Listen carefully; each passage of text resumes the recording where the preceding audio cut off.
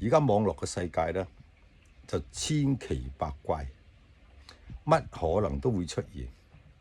特別嗰啲係利用網絡去揾人攞錢嗰種，真係雨後春筍。咁今日同大家分享就話，我講一啲經驗俾你哋聽下，希望你哋聽完之後咧，做一個反思一個警惕。咁我好多時網上好多表面上啦，我真係好多 fans 嘅，好多人 fans， 好多人同我喺網上喺呢個私信度傾偈㗎。但大部分只不過係問下好啊，問下安啊，大家即係閒談家常嘅啫冇特別嘢嘅，冇嘅。但最近有個女仔咧就私聊我，咁又影啲着啲衫俾我睇啊，又係件衫好靚啊，又想買，又叫我送俾佢咁當然啦，第一你係邊個我都唔知，只係網上就傾下偈啫。你叫我送衫，雖然唔係貴係3幾百，咁呢都係錢嚟噶嘛。咁我憑乜嘢送嘢俾你咧？咁所以我冇睬佢。咁跟住咧又叫我請佢食嘢啦，又請食嘢做成即係諸如此類咧。佢幾日一次，但係對冇一次我都係拒絕㗎，我都唔理佢嘅咁咧，佢自稱就住喺天津嘅，佢話佢上嚟香港旅行，未嚟過香港，問我可唔可以請佢嚟旅行。咁我就好簡單句説話就係：你嚟香港旅行，我歡迎你。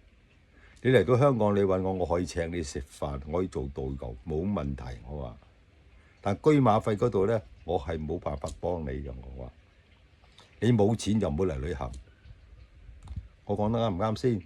你嚟到香港，我做盡地主之誼，帶你去觀光，請你食飯，唔係問題呢啲，係嘛？交朋結友唔係問題，但你叫我出埋居米費旅行費用 K 級筆又飛機費做成真係諗都唔使諗，因為我過唔到自己嘅關啊！我問下，我憑乜嘢要出機票俾你嚟香港旅行呢？係咪啊？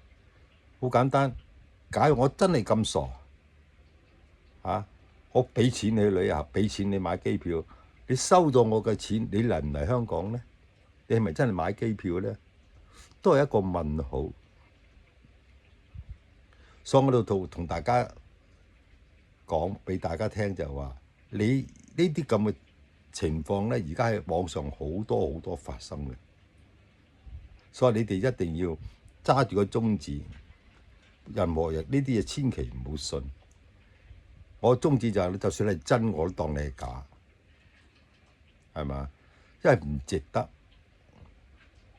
唔值得花呢啲咁嘅錢啊！你侯方神聖我未見過，你幅相係女啫，點知你係男啫？你係影到幅相咁靚，可能你醜八怪都唔出奇。我點解要信幅相咧？係嘛？而家我上出鏡，我啲拍嘅片，我個樣係咪咁樣嘅咧？可能我 P 咗圖都唔定，係咪啊？當然我自己知道啦，亦好多朋友亦知道我係咪真係咁嘅人。拍片有冇 P 圖，好多人知道嘅。我可以講，我真係一啲都冇 P 圖。我使咩 P 圖啫？行得正，企得正。除非我全心人嘅，我就一定 P 圖啦。